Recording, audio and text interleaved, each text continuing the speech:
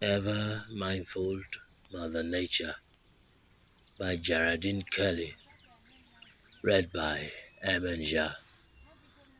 A breeze blows in, carrying a seed on its wing.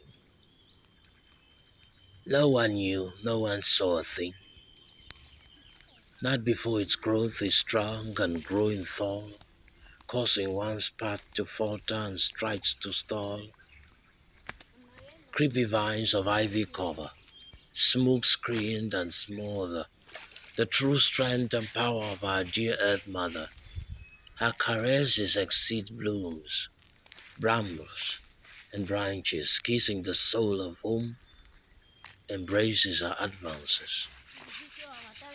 The moist morning mist falls gently on the skin, touching the depths of a sixth sense dead within, droplets dancing in the air, hovering above the legs, ever mindful of our presence and the senses she awakes.